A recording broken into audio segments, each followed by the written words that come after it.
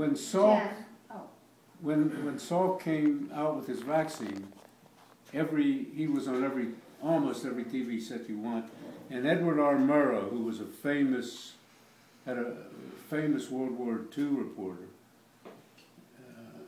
he had a special way of talking. He was a remarkable reporter.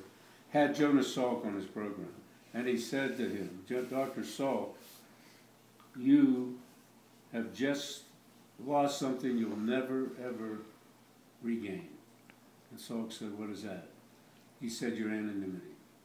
He said, "Anywhere you go now, mobs will come around and want to hug you." So there's that interview. 32 years later, Salk has since moved from Pittsburgh to La Jolla, where the Salk Institute resides. And I happened to be there on a weekend that the Broncos were in the Super Bowl. And the meeting was in La Jolla.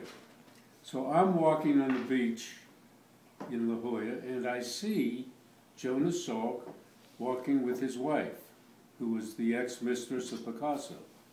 It's his second wife.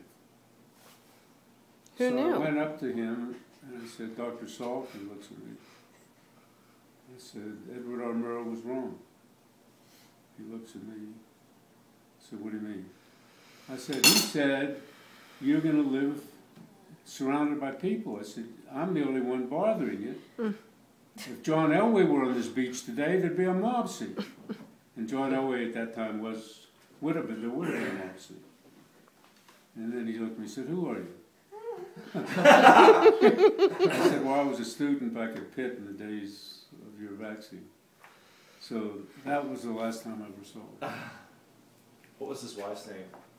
I've looked it up 100 times and I always forget it. You can look it up on the internet, you'll find it. That's a great story. That's Grandpa, as soon as you guys started talking about the Salk Institute, I thought about that story. Yeah. You heard it a million times too. I actually did remember that one too. As soon as I was thinking about California, I thought about that story. Yeah.